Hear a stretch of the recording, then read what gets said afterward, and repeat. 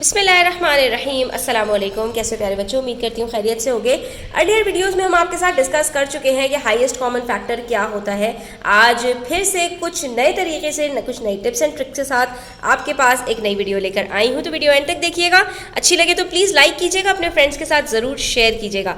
आज हम जो चीज़ सीखने वाले हैं उसके अंदर ये है कि HCF होता क्या है और इसको किन किन मेथड्स से हम सीख सकते हैं। ठीक है, तो एक तो हम मेथड पहले ही जो है वो सीख चुके हैं, that is called prime factorization. इसको भी हम थोड़ा सा रिवाइज करेंगे और एक और मेथड हम सीखेंगे कि जहां पर अगर हमारे पास डिफिकल्ट नंबर्स आ जाएं या हमारे पास कुछ बड़े बड़े नंबर्स आ जाएं तो हम उसका कैसे हाईएस्ट कॉमन फैक्टर निकाल सकते हैं।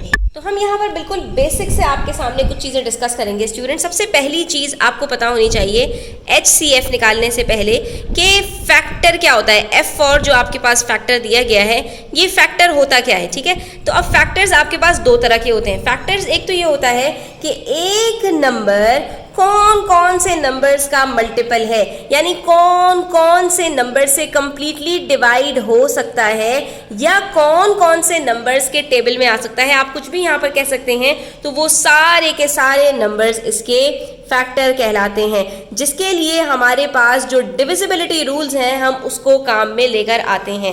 क्या मतलब इस बात का कि अब मैं यहाँ पर चेक करना शुरू करूंगी कि ये जो मेरे पास नंबर 72 है ये किस किस नंबर के टेबल में आता है। तो इसके लिए मुझे डिविजिबिलिटी रूल्स पता होने चाहिए, एटलीस्ट जो इनिशियल नंबर्स हैं उनके। ठीक है, तो अब यहाँ पर अगर मैं चेक करूं तो 72 मेरे पास 2 के टेबल में आता है क्योंकि ये इवन नंबर है। ठीक है, तो इसका मतलब है कि 2 इसका फैक्टर है। 2 के टेबल में जो भी नंबर्स आएंगे 2 उनका फैक्टर होगा। उसके बाद बात करें अगर 3 की, तो 3 का डिविजिबिलिटी रूल हम चेक करने के लिए क्या करते हैं, नंबर्स का जो डिजिट्स होते हैं उनको आपस में ऐड करके चेक करते हैं कि क्या वो 3 का मल्टीपल है या नहीं। तो 7 + 2 हमारे पास 9 आ रहा है। 9 क्योंकि 3 का मल्टीपल है तो इसका मतलब ये हुआ कि 3 भी 72 का फैक्टर है। उसके बाद 4 के लिए हम चेक करते हैं। 4 के लिए हमें चेक करने के लिए क्या करना पड़ता है कि लास्ट के जो 2 डिजिट्स होते हैं उसको देखते हैं कि क्या वो 4 का मल्टीपल है या नहीं। तो स्टूडेंट्स यहाँ पर अगर हम गौर से देखें तो 72 हमारे पास 12 के टेबल में आता है, तो डेफिनेटली 4 के टेबल में भी आएगा। ठीक है, तो आप इसको डिवाइड करके भी देख सकते हैं, 4 भी इसका मल्टीपल हो गया। उसके बाद 5 इसका मल्टीपल नहीं हो सकता क्योंकि इसका लास्ट डिजिट ना 5 है ना 0 है। उसके बाद 6, तो क्योंकि ये 12 के टेबल में आता है इसलिए 6 के टेबल में भी आएगा। फिर 7 के टेबल, तो 7 के टेबल में 70 आता है, 77 आता है, लेकिन 72 नहीं आता। ठीक है, उसके बाद 8 के टेबल में हमारे पास 72 आता है या नहीं। तो 8 का टेबल अगर आपको याद हो तो 8 के टेबल में भी हमारे पास 72 आता है। 8 9s are 72 होता है। अभी हमने 8 9s are कहा तो हमें पता चल गया भाई 9 के टेबल में भी 72 आता है। फिर 10 के टेबल में नहीं आ सकता, 11 के टेबल में नहीं आ सकता, 12 के टेबल में आता है। अब अगर आप गौर से देखें तो हमारे पास मल्टीपल्स रिपीट होना शुरू हो गए, यानी कि हमारे पास वो नंबर आ गया 12 जो कि ऑलरेडी किसके साथ मल्टीप्लाई होकर 72 बनता है, वो हमारे पास यहाँ पर गिवन है। तो जहाँ पर हमारे पास नंबर्स रिपीट होना शुरू होते हैं, जैसे 8 9s are 72, तो इसका मतलब है कि जो अगले नंबर्स आएंगे वो पिछले नंबर्स के साथ रिपीट होंगे। तो 6 12s are 72, तो नेक्स्ट हमारे पास नंबर क्या होगा, 4 के टेबल में 72 कब आता है वो हो जाएगा, फिर 3 के टेबल में कब आता है वो आ जाएगा, और फिर लास्ट में हमारे पास 2 के टेबल में आता है। ये 3 नंबर्स हमारे पास बच जाएंगे। ठीक है, तो इससे हमें पता चलेगा कि यहाँ पर हमारे पास 72 के जो फैक्टर्स हैं वो हमारे पास 1 से लेकर 72 तक है, क्योंकि हर नंबर का जो फैक्टर है वो पहला फैक्टर कौन सा होता है, 1 होता है, और आखिरी फैक्टर इटसेल्फ यानी वो खुद होता है। तो अब यहाँ पर अगर हम देखें तो 4 के टेबल में 72 कब आता है, यहाँ पर आप चेक कर सकते हैं इसको डिवाइड करके। 4 1s are 4, बचा 3, 4 8s are 32। तो हमारे पास नेक्स्ट जो फैक्टर हुआ 72 का वो 18 हो गया। उसके बाद 3 के टेबल में कब आएगा, तो 3 के टेबल में भी चेक कर लीजिए, 3 से डिवाइड करके 3 2s are 6, बचा 1, 2 नीचे उतारा, 3 4s are 12। तो नेक्स्ट फैक्टर हमारे पास 24 हुआ, और उसके बाद लास्ट में 72, तो ये हमारे पास 2 से डिवाइड करेंगे तो 36 आता है। इसका मतलब है कि हमारे पास यहाँ पर जितने भी फैक्टर 72 के हो सकते हैं वो 1 से लेकर 76 के बीच में 2 3 4 6 8 9 12 18 24 और 36 हैं। ये तो हमने बात कर ली कि किसी भी नंबर के फैक्टर क्या होते हैं। अब हम बात करेंगे किसी भी नंबर के प्राइम फैक्टर्स क्या होते हैं। प्राइम फैक्टर्स का मतलब क्या है कि जो भी हमारे पास नंबर है उसके टेबल में कौन कौन से प्राइम नंबर्स आते हैं। सिर्फ प्राइम नंबर्स अगर हमें पता लगाने हो तो उसका एक तरीका तो ये होता है स्टूडेंट्स कि आप एक रिंग बनाइए और इसको डिवाइड करना शुरू कीजिए 2 से। तो 2 के टेबल में हमारे पास 72 कब आता है, हमने अभी देखा 2 36 आर 72 होता है। अब 2 हमारे पास प्राइम फैक्टर आ गया, इसको हम छोड़ देंगे। अब 36 को हम सब डिवाइड करेंगे, 36 भी इवन नंबर है तो इसको सब डिवाइड करेंगे 2 के साथ। 2 के टेबल में 36 कब आता है, 2 हमारे पास 2 18 आर 36 होता है।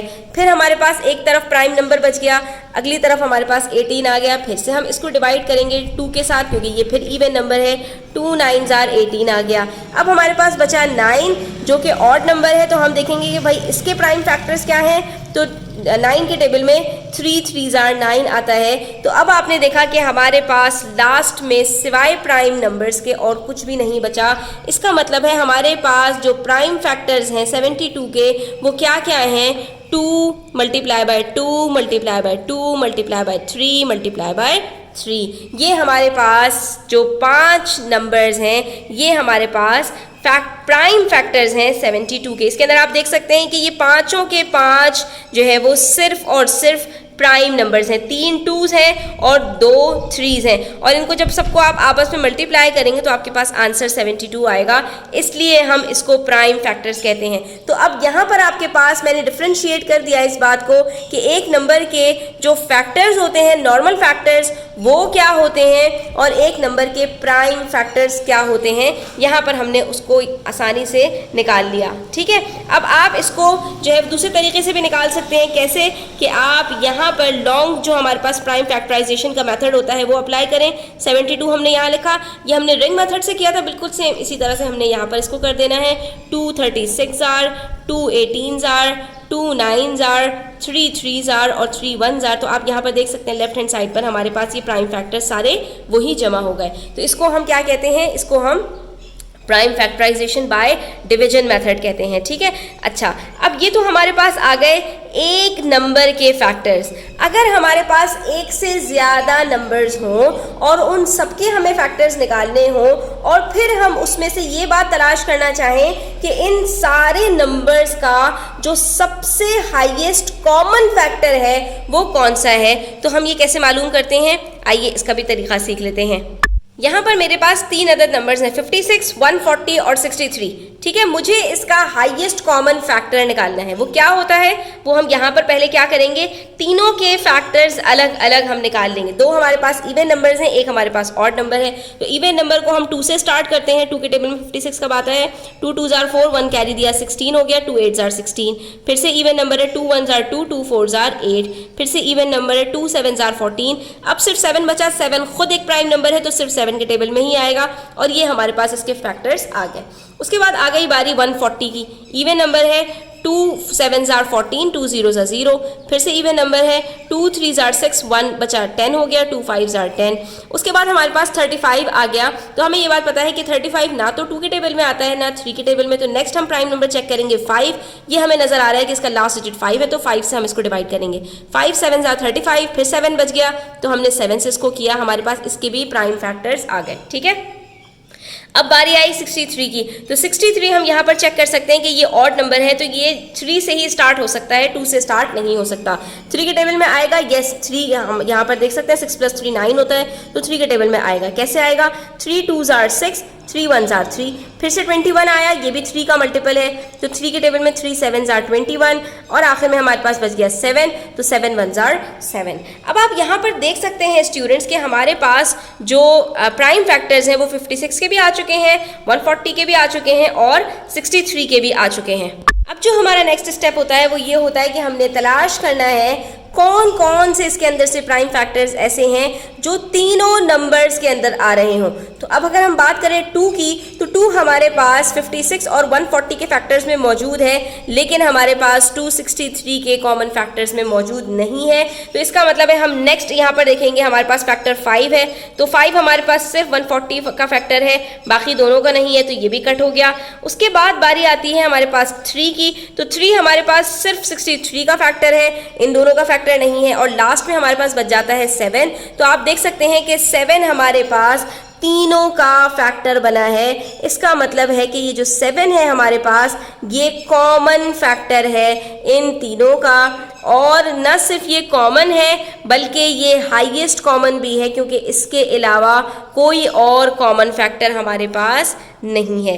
इसीलिए इसको हम क्या कहते हैं, हाईएस्ट कॉमन फैक्टर। और इसका मतलब क्या होता है, इसका मतलब ये है कि 7 सबसे बड़ा नंबर है जो कि 56 को भी डिवाइड कर सकता है, 140 को भी डिवाइड कर सकता है और 63 को भी डिवाइड कर सकता है। मैं यहाँ पर ये बात कहूँ कि जिस नंबर के टेबल में, कौन सा सबसे बड़ा नंबर ऐसा है जिसके टेबल में ये तीनों नंबर्स आते हैं, वो हमारे पास 7 है। और आप चेक भी कर सकते हैं, 7 8s are 56 होता है, 7 20s are 140 होता है और 7 9s are 63 होता है। इससे बड़ा हमारे पास कोई भी नंबर नहीं है जिसके टेबल में ये तीनों नंबर आते हों। ठीक है, इसलिए हम इसको कहते हैं हाईएस्ट कॉमन फैक्टर, यानी 2 या 2 से ज़्यादा नंबर्स का हमें फैक्टर बताइए जो कि सबसे ज़्यादा हाईएस्ट हो।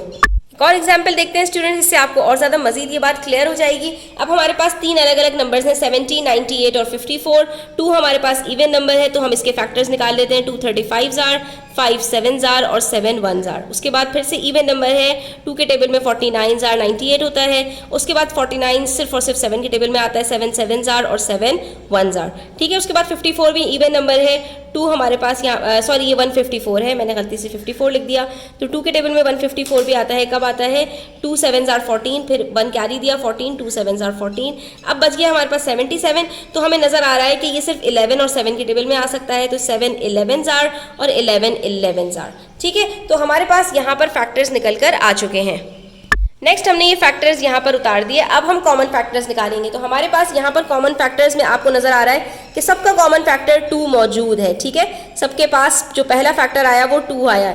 उसके बाद जो नेक्स्ट कॉमन फैक्टर हमारे पास आ रहा है वो तीनों में 7 हमें नजर आ रहा है, तो हमने 7 को भी यहाँ पर लिख दिया। उसके बाद मजीद हमारे पास कोई भी कॉमन फैक्टर नहीं है, तो इसका मतलब है कि यहाँ पर हमारे पास जो कॉमन फैक्टर्स हैं स्टूडेंट्स, वो क्या क्या हैं, 2 और 7। तो हाईएस्ट कॉमन फैक्टर हमारे पास यहाँ पर सिर्फ एक नंबर नहीं आएगा बल्कि 2 नंबर्स का जो है प्रोडक्ट आएगा, दैट इज 2 7s are 14। और इससे हमें पता चला कि इन तीनों नंबर्स का जो हाईएस्ट कॉमन फैक्टर है वो 14 है। यानी कि सबसे बड़ा नंबर जो इन तीनों को डिवाइड कर सकता है वो 14 है, और 14 इन तीनों के टेबल में आता है। 14 5s are 70 होता है, और 14 के टेबल में 98 कब आता है, 14 7s are 98 होता है, और 14 के टेबल में 154 11s are आता है। इससे हमें पता चला कि 14 सबसे बड़ा इन तीनों का कॉमन फैक्टर है। ठीक है, तो आज के लिए इतना ही स्टूडेंट्स। इंशाल्लाह नेक्स्ट वीडियो के अंदर हम एक और तरीके से जो है वो प्राइम फैक्टर्स निकालना सीखेंगे। ये हमारे पास प्राइम फैक्टराइजेशन का मेथड था। नेक्स्ट जो मेथड है हमारे पास वो डिवीजन मेथड है। तो इंशाल्लाह आपके साथ नई वीडियो में लेकर आऊँगी बहुत जल्द। तब तक के लिए अपना बहुत ख्याल रखिएगा, चैनल को सब्सक्राइब करते जाइएगा। अल्लाह हाफिज़।